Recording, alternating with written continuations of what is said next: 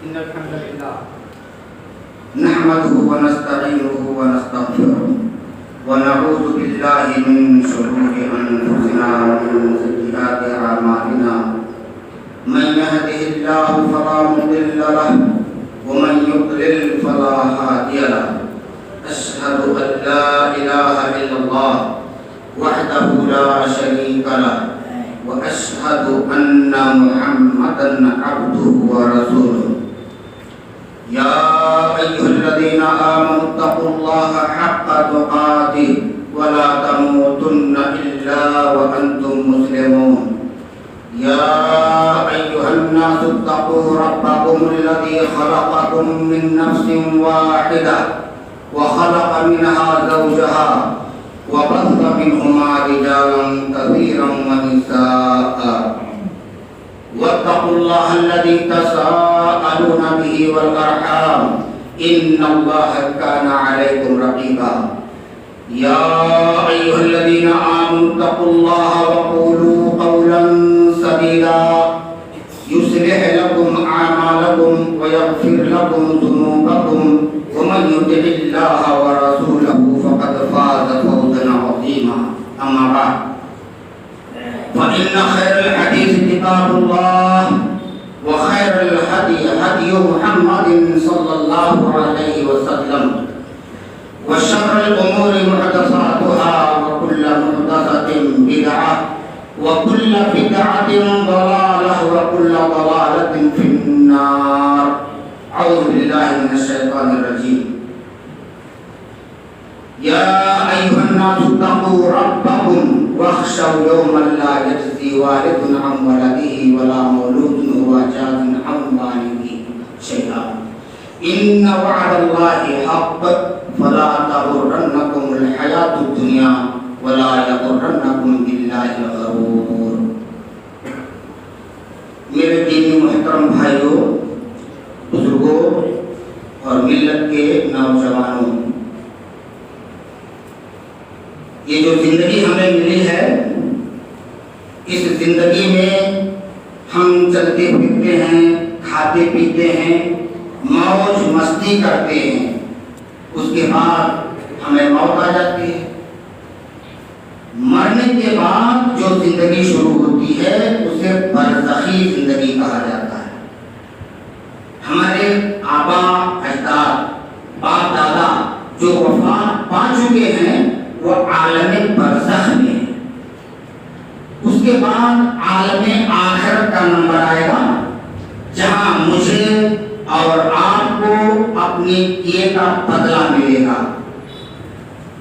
میرے بھائیوں، میں نے سورہ لقمان کی جو آیت کریمہ آپ کے سامنے پڑھی ہے، اس آیت کا تعلق عالم آخرت سے۔ عالم آخرت کا پہلا منظر یہ ہے کہ اس کائنات کو سور کے ذریعہ سے ہلاک کیا جائے گا، اور وہ دن جمعہ کا دن ہوگا، جس دن کے سلسلے میں پیارے نبی صلی اللہ علیہ وسلم نے فرمایا، خیر یوم طلعت فیہ الشمس، دنوں میں سب سے عظیم دن، باعث اجر و ثواب والا دن اگر کوئی دن ہے تو وہ جمعہ کا دن ہے، سب سے افضل دن۔ کیوں ہے؟ اس لیے کہ اسی جمعہ کے روز آدم علیہ السلام کی تخلیق ہوئی، آدم علیہ السلام پیدا ہوئے اسی جمعہ کے دن، اور اسی دن آدم علیہ السلام کی توبہ قبول ہوئی، اسی جمعہ کے دن آدم علیہ السلام کی وفات بھی ہوئی، اور پیارے نبی صلی اللہ علیہ وسلم فرماتے ہیں اسی جمعہ کے دن قیامت بھی قائم ہونے والی ہے۔ اسی لیے آپ نے کہا کہ جب جمعہ کا دن آتا ہے تو کائنات کی ساری مخلوقات کے اندر ایک بے چینی سی رہتی ہے، ساری مخلوقات گھبرائی سی رہتی ہے کہ کہیں آج ہی کی وہ گھڑی نہ ہو کہ جس دن اسی لیے سوائے انس و جن کے کائنات کی ساری مخلوقات روز جمعہ صبح کی گھڑیوں میں پریشان رہتی ہیں. اور میرے بھائیوں، قیامت کا آغاز سورہ اسرافیل سے ہوگا. ایک سور پھونکا جائے گا. سور پھونکنے والے فرشتے کا نام اسرافیل بتایا گیا ہے. کتنی مرتبہ سور پھونکا جائے گا؟ اس سلسلے میں اہل علم کے مختلف اقوال ہیں. صحت دلیل کے اعتبار سے صحیح ترین بات یا راجح بات یہ ہے کہ 2 مرتبہ سور پھونکا جائے گا، جیسا کہ اللہ نے قرآن میں بھی کہا وَنُفِخَ فِي الصُّورِ فَصَعِقَ مَن فِي السَّمَاوَاتِ وَمَن فِي الْأَرْضِ إِلَّا مَن شَاءَ اللَّهُ ثُمَّ نُفِخَ فِيهِ أُخْرَى فَإِذَا هُمْ قِيَامٌ يَنظُرُونَ. اس آیت میں 2 بار سور کا تذکرہ ہوا. پہلے سور میں سارے لوگ بے ہوش ہو جائیں گے، ساری کائنات زیر و زبر ہو جائے گی، کائنات کا نظام بالکل درہم برہم ہو کر رہ جائے گا. اور دوسرے سور میں جن انسانوں پر موت طاری ہو چکی ہے وہ بھی زندہ ہو کر کھڑے ہو جائیں گے، اور وہ انسان جو قبروں میں مدفون ہوں گے دوسرے سور میں وہ بھی اپنی قبروں سے نکل کر کھڑے ہو جائیں گے. اور اسرافیل علیہ السلام جن کا کام یہ ہے کہ اللہ کے حکم پر سور پھونک دینا، جب سے اللہ نے ان کو یہ ذمہ داری دے رکھی ہے اس وقت سے سور اپنے منہ میں لے کھڑے کہ کب اللہ کا حکم آ جائے اور میں سور پھونک دوں.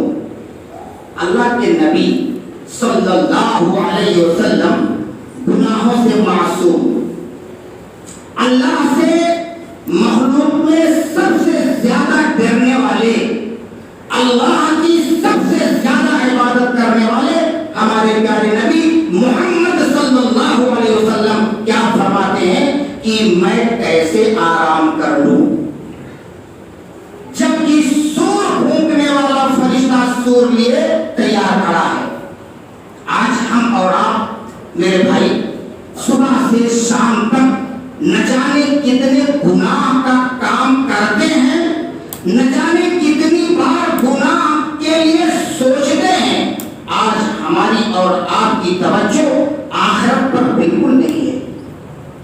اگر کوئی مسلمان آخرت پر اپنی توجہ ڈال دے اور آخرت میں ہونے والی ہولناکیاں، آخرت کے دن پیدا ہونے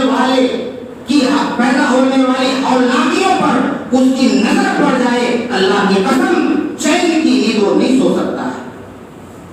اور بعض احادیث میں یہ آتا ہے کہ اس دوسرے سور کے ساتھ ساتھ ایک بارش ہوگی، اور اس بارش سے جو لوگ اپنے قبروں میں مدفون ہوں گے اس بارش سے ویسے ہی زندہ ہو کر کے اپنی قبروں سے نکل آئیں گے جیسے کہ ہم دیکھتے ہیں کہ سوکھی کھیتیاں، ویران زمینیں، بنجر زمینیں بارش سے لہلہا اٹھتی ہیں، بارش ہوتی ہے، مردہ زمین میں زندگی اللہ پیدا کر دیتا ہے. ایسے ہی دوسرے سور کے ساتھ ساتھ اللہ رب العالمین کے حکم سے بارش ہوگی اور اس بارش سے لوگ اپنی قبروں سے زندہ ہو کر کے اٹھ کھڑے ہوں گے. اور مشرکین مکہ جب 5 بادل موت کا انکار کرتے تھے، 5 بادل موت کا مطلب دوسری زندگی کے بارے میں جب یہ کہتے تھے کہ اَإِذَا مِتْنَا وَكُنَّا تُرَابًا ذَلِكَ رَجْعٌ بَعِيدٌ. یہ کیا مصیبت ہے؟ اللہ کے نبی جو محمد آئے ہوئے ہیں کہتے ہیں دوسری بار پھر تم کو اللہ زندہ کرے گا. تو جب ہم مر جائیں گے اور قبر میں ہم تحلیل ہو جائیں گے، ہماری ہڈیاں سڑ گل جائیں گی، تو یہ کیسے ممکن ہے کہ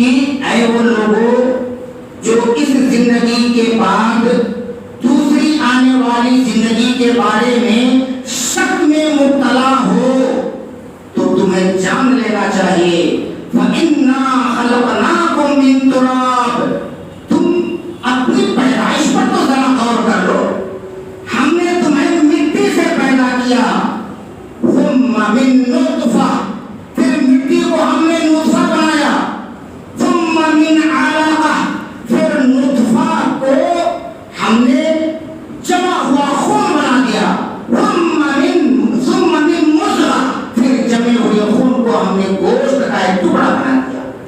اتنے مراحل سے گزار کر ہم نے تمہاری پیدائش کی ہے تو تم اس شک میں مبتلا ہو کہ دوبارہ ہم تمہیں پیدا نہیں کر سکتے؟ جو ذات ایک حقیر نطفہ سے اتنا باکمال انسان پیدا کر سکتی ہے اس ذات کے لیے دوبارہ قبر سے اٹھانا کیا مشکل بات ہے؟ اور پہلی مرتبہ کی تخلیق تو جب بھی آدمی کوئی نئی چیز بناتا ہے، ریسرچ کرتا ہے، دن رات ایک کرتا ہے، تب جا کر کے اس کی ڈھائی بنتی ہے۔ اللہ تو کہتا ہے میرے لیے تو پہلی بار اور دوسری بار ہر بار آسان ہے، تمہیں دوبارہ پیدا کرنا میرے لیے مشکل نہیں۔ اور اللہ کے نبی صلی اللہ علیہ وسلم فرماتے ہیں، ان کو جواب دیتے ہیں جو اس شک میں تھے کہ ہم دوبارہ نہیں زندہ ہوں گے، ہمیں اپنے دل کا حساب نہیں دینا ہے۔ اللہ کے نبی صلی اللہ علیہ وسلم فرماتے ہیں جب انسان کو قبر میں دفن کر دیا جاتا ہے تو مٹی اس کے جسم کو کھا جاتی ہے سوائے انبیاء کے۔ اللہ نے مٹی کو حکم دیا ہے انبیاء کے جسم کو چھونے کا نہیں۔ اللہ کے نبی فرماتے ہیں عام انسان کو جب قبر میں دفن کیا جاتا ہے تو سر سے پیر تک مٹی اس کے سارے وجود کو کھا جاتی ہے، مگر ریڑھ کی ہڈی کا ایک چھوٹا سا حصہ ہے جسے پیارے نبی نے حدیث میں عجب الذنب کہا ہے۔ یہ حدیث ابو داؤد میں، بخاری مسلم میں چند الفاظ کی تبدیلی کے ساتھ مذکور ہے۔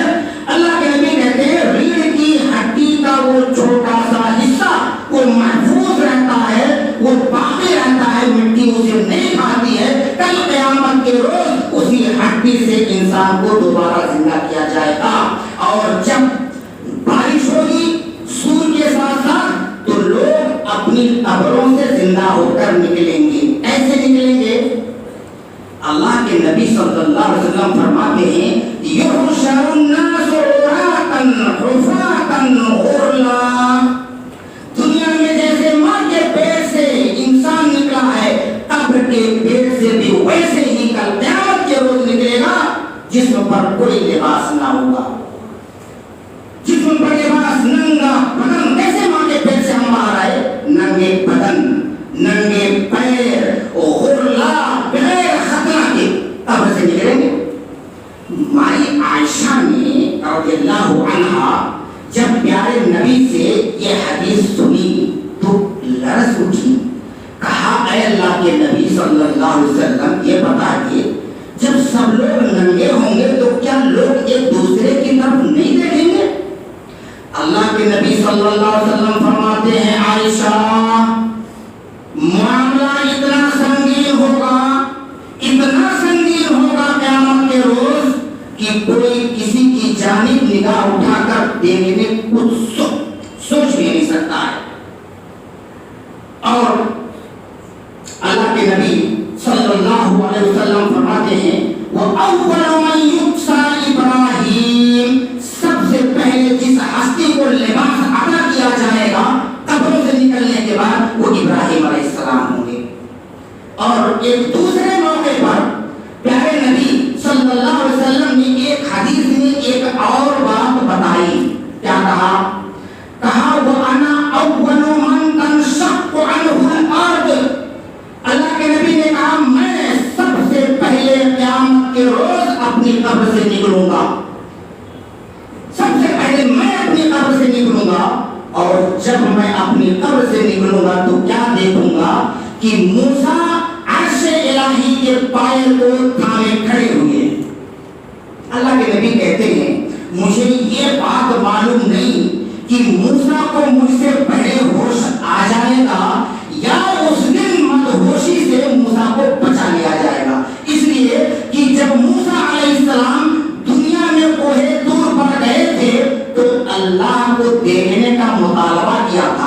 اللہ میں تجھے دیکھنا چاہتا ہوں، تو ہے کیسا، میں اپنے رب کو دیکھنا چاہتا ہوں۔ اللہ نے اپنی ایک تجلی ظاہر کی کہ موسیٰ بے ہوش ہو کر کوہ طور پر گر پڑے۔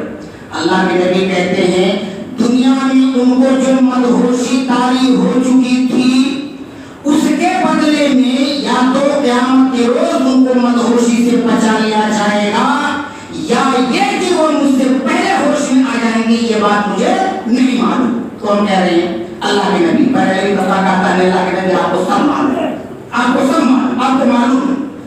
بہت بیشتر مقامات پر سورہ توبہ میں اللہ نے کہا انت لا تعلم ونحن نعلم، اے نبی یہ مدینہ میں آپ کے آزو بازو آپ کے گرد و پیش کتنے منافق ہیں، انت لا تعلم، آپ کو نہیں معلوم، ہمیں معلوم ہے۔ پہلے کہتا ہے نہیں اللہ ہمارے نبی کو سب کچھ معلوم ہے۔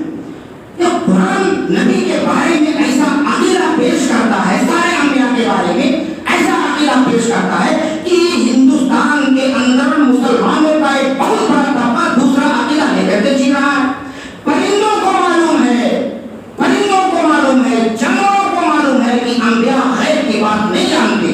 موسیٰ علیہ السلام کے زمانے میں ان کی فوج میں بہت ساری مخلوقات تھی۔ ہدہد ایک پرندہ تھا، اس نے کہا سلیمان علیہ السلام سے اے اللہ کے نبی میں ایک بات جانتا ہوں جو آپ نہیں جانتے ہیں۔ کیا؟ ملکہ سبا اور اس کی قوم غیر اللہ کی پرستش کر رہی ہے، کیونکہ بول رہی ہے کہ سلیمان کی فوج آ رہی ہے، اپنے اپنے بلوں میں تم گھس جاؤ، کہیں ایسا نہ ہو لا علمی میں سلیمان اور ان کی فوج ہمیں اپنے پاؤں سے روک ڈالے۔ یہ جانور جانتے ہیں، پرندے جانتے ہیں، انبیاء غیب کی بات نہیں جانتا۔ یہ انسان کیسا عقیدہ لے کر کے اس دنیا میں جی رہا ہے؟ تو اللہ کے نبی صلی اللہ علیہ وسلم نے فرمایا یہ بات مجھے نہیں معلوم کہ اس دن کے بدلے میں موسیٰ کو بے ہوشی سے بچایا جائے گا، کیا یہ کہ مجھ سے وہ پہلے ہوش میں آ جائیں گے۔ اور اس حدیث کا جو بیک گراؤنڈ ہے، جو پس منظر ہے، اس پس منظر میں اللہ کے نبی نے یہ حدیث بتائی ہے۔ اصل میں ایک یہودی اور ایک صحابی مسلمان میں جھگڑا ہو گیا۔ کس بات پر جھگڑا ہوا؟ یہودی نے مسلمان کے سامنے قسم یوں کھائی والذی اصطفیٰ موسیٰ، قسم ہے اس ذات کی جس نے موسیٰ کو چن لیا، یعنی موسیٰ کو نبی چن لیا۔ قسم دوسرے اچھی کھائی تھی، قسم غلط تو نہیں تھی، مگر صحابی رسول کو حیرت آئی کہ میرے نبی کیا ہوتے ہوئے دوسرے نبی کے بارے میں، دوسرے نبی کے رب کے قسم کھا رہا ہے، دوسرے نبی کا ذکر کر رہا ہے۔ یہ ایک تماچا چڑھ گیا یہودی کو، اور یہودی بھاگتا بھاگتا شکایت لے کر پیارے نبی کی خدمت میں حاضر ہو گیا۔ کہا اے اللہ کے نبی فلاں صحابی نے مجھے اس بات پر تماچا مارا ہے۔ یہودی کو بھی پتا تھا کہ محمد صلی اللہ علیہ وسلم کے دربار میں ہر کسی کے ساتھ انصاف ہوتا ہے۔ اللہ کے نبی نے صحابی رسول کو بلایا اور کہا موسیٰ علیہ السلام پر مجھے فضیلت مت دو، اس لیے کہ کل قیامت کے روز جب میں اپنی قبر سے نکلوں گا تو کیا دیکھوں گا کہ موسیٰ مجھ سے پہلے اللہ کے عرش کو تھامے کھڑے ہیں۔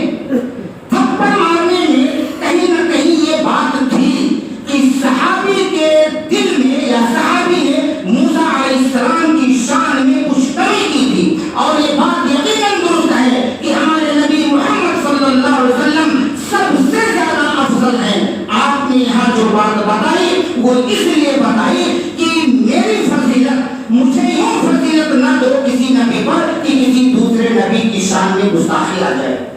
اور میرے بھائیوں کل قیامت کے روز سورہ اسرافیل کے بعد جب لوگ اپنی قبروں سے اٹھ کر کھڑے ہوں گے تو کس طرح سے اپنی قبروں سے نکلیں گے، اس سلسلے میں ہمارے پیارے نبی صلی اللہ علیہ وسلم کی کئی ایک باتیں ہیں۔ مسلم شریف کی روایت جسے جابر رضی اللہ تعالیٰ عنہ روایت کرتے ہیں یبعث کل عبد علی ما مات علیہ، ہر انسان جو کل حشر کے میدان میں آئے گا اپنی قبر سے نکلے گا، اس حالت میں اپنی قبر سے نکلے گا۔ اللہ کے نبی فرماتے ہیں موت جس حالت میں آئی ہوگی قبر سے بھی اسی حالت میں وہ نکلے گا، یعنی جو عمل کرتا ہوا وہ مرا ہوگا دنیا میں، اس کا حشر بھی اسی عمل کے ساتھ ہوگا۔ قیامت کے روز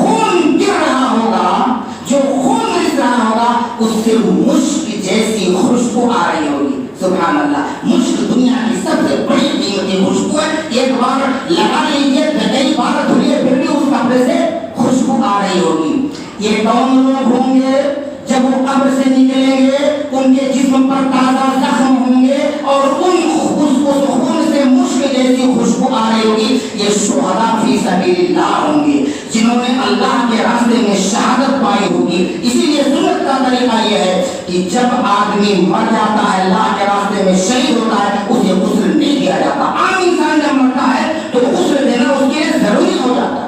اسی طرح سے بعض لوگ اپنی قبروں سے جب اٹھیں گے تو تلبیہ کہتے ہوئے اٹھیں گے لبیک اللہم لبیک لبیک لا شریک لک. یہ تلبیہ پکاریں گے. یہ کون لوگ ہوں گے؟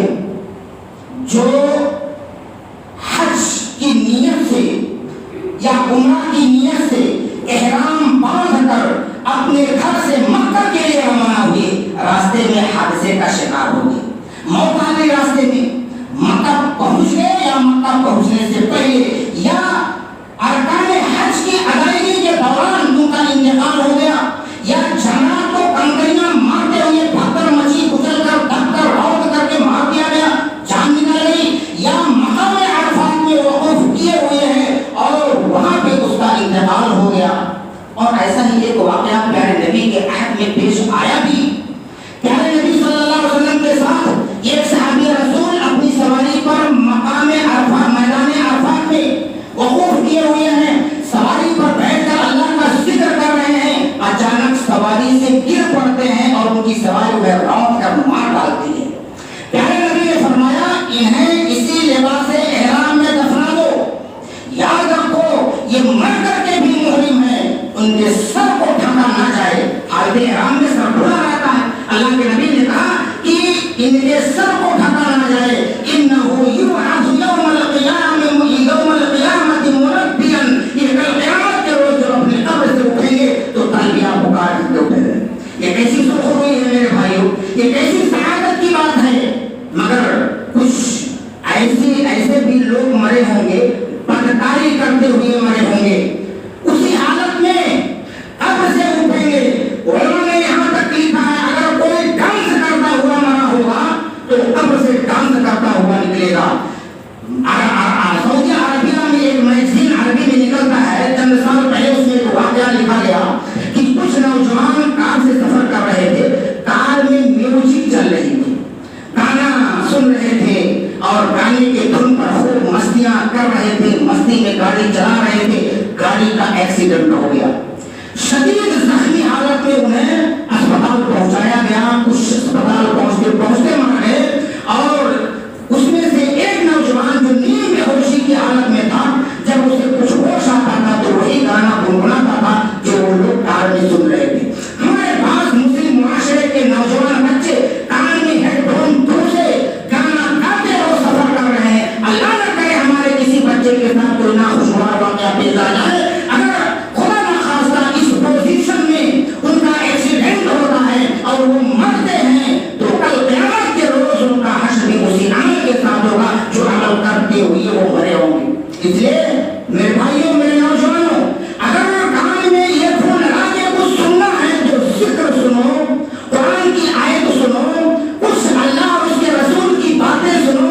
پتہ نہیں ہماری اور آپ کی موت کب ہوتی ہے. اگر اس پوزیشن میں ہماری اور آپ کی موت ہوتی ہے تو اللہ اوپر اسی حال میں ہمارا حشر ہوگا, قیامت میں ہم ذکر کرتے ہوئے اٹھیں. اس لیے ہمیشہ نیک موت کی تمنا کرنی چاہیے اور برے موت سے بچنا چاہیے. اسی طرح سے کل قیامت کے روز کچھ لوگ جب اپنی قبر سے اٹھیں گے تو ایسے اٹھیں گے جیسے دنیا میں کسی کو جن نے پکڑ لیا ہو, ہوش و حواس میں نہیں رہیں گے, قدم لڑکھڑاتا رہے گا. یہ کون لوگ ہوں گے؟ یہ سود خور لوگ ہوں گے, سود خور. ان کی پوزیشن سے, ان کی حرکتوں سے لوگ جان جائیں گے کہ یہ دنیا میں سود کھایا کرتے تھے. حساب سے پہلے ان کی پوزیشن بتا دے گی کہ اب ان کے ساتھ کیا انجام ہونے والا ہے. ہمارے مسلم سوسائٹی میں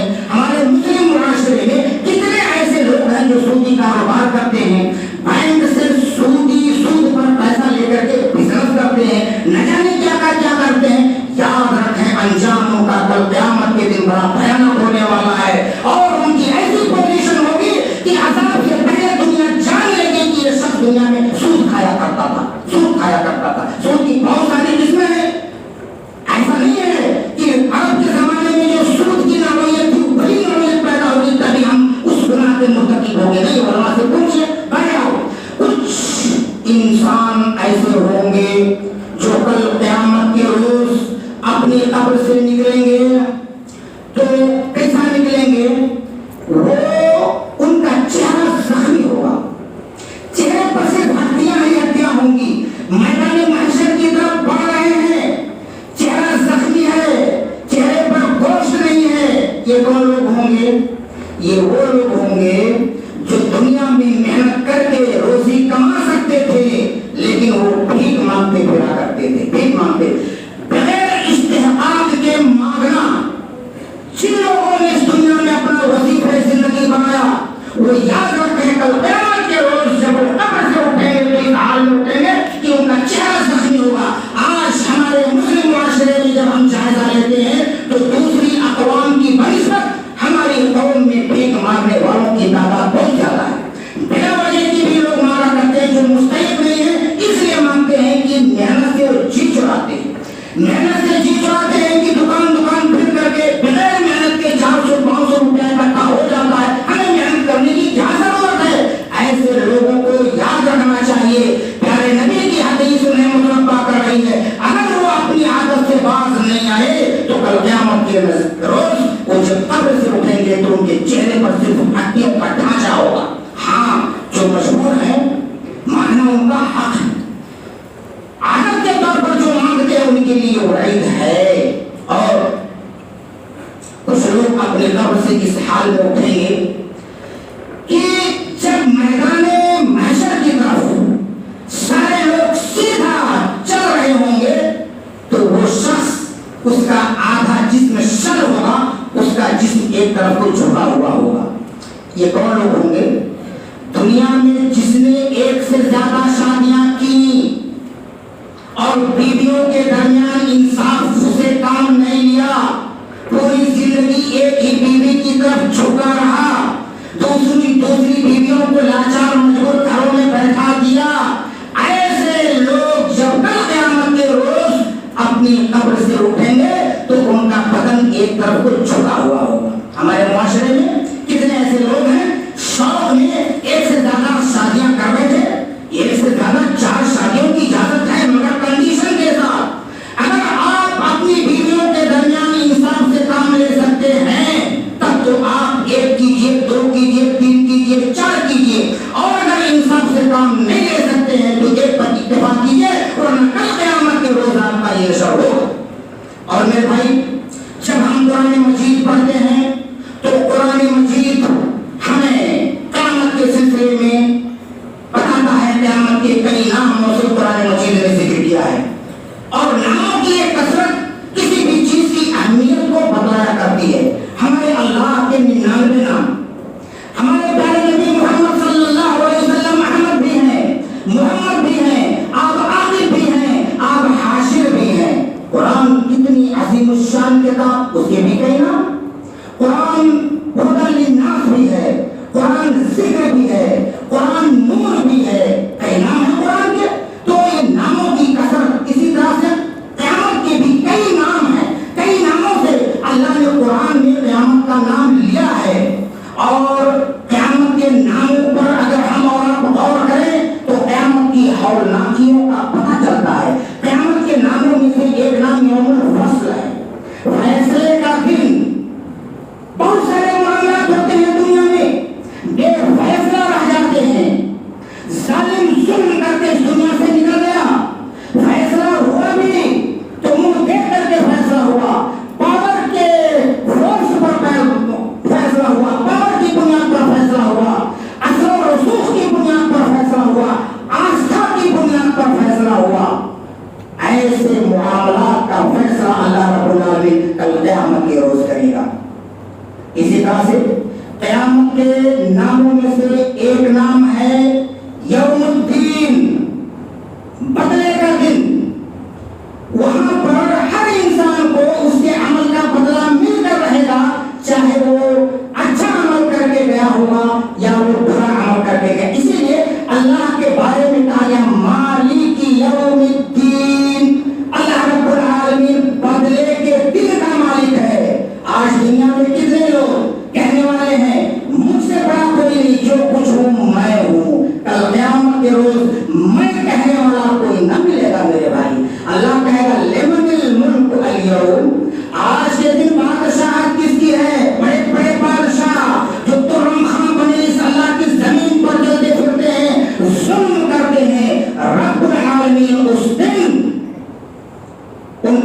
ایمان کا بدلہ دے گا اور کل قیامت کے دن ان کو لب ہلانے کی بھی اللہ رب العالمین ان کو گنجائش نہیں دے گا. اور بدلے کا دن اس لیے بھی کہ کل قیامت کے روز آج دنیا میں مضبوط جانور کمزور جانور کو ستاتا ہے.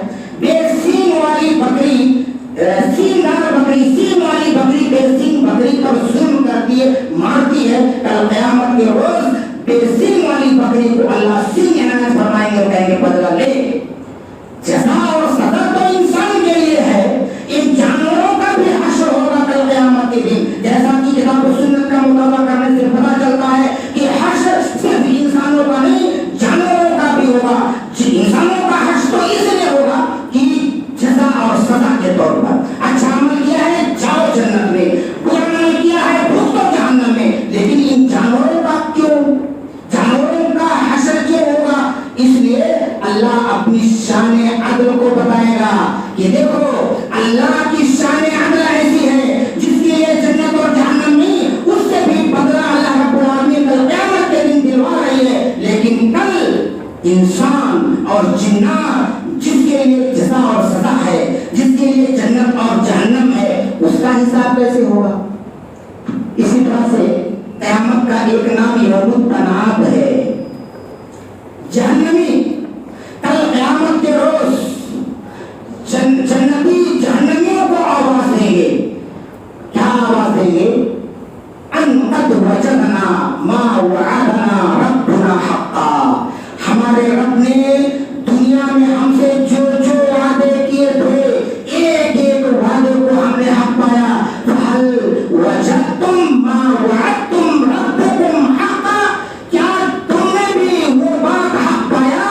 کیا جو اللہ رب العالمین نے دنیا میں تم سے وعدہ کیا تھا کیا تم نے اس کو سچ دیکھا پایا؟ یہ آواز دیں گے جنتی جہنمیوں کو. اور جہنمی بھی پکارے گا جنتیوں کو, نادى أصحاب النار أصحاب الجنة. جہنمی جنتیوں کو آواز دیں گے ان افیضوا علینا من الماء او مما رزقکم اللہ.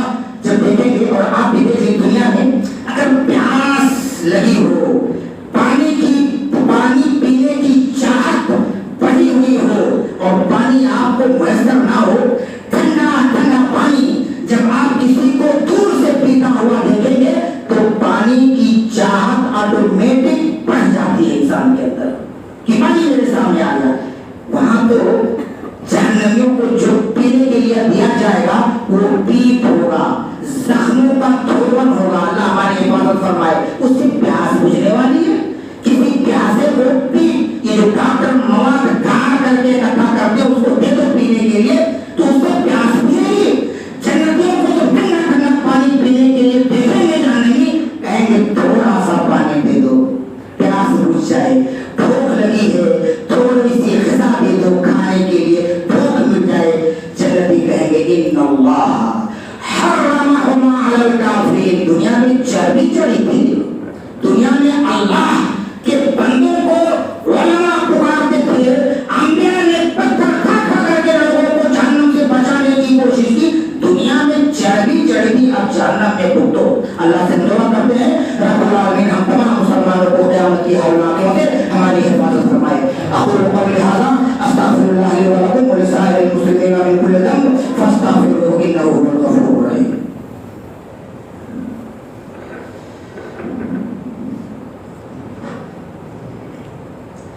ان الحمد لله نحمده ونستعينه ونستغفره ونعوذ بالله من شرور انفسنا ومن سيئات اعمالنا ومن يهده الله فلا مضل له ومن يضلل فلا هادي له. اشهد ان لا اله الا الله وحده لا شريك له واشهد ان محمدا عبده ورسوله. اما بعد ان الله وملائكته يصلون على النبي يا ايها الذين امنوا صلوا عليه وسلموا تسليما. اللهم انصر من نصر دين محمد صلى الله عليه وسلم واجعلنا منهم. اللهم خذل من خذل دين محمد صلى الله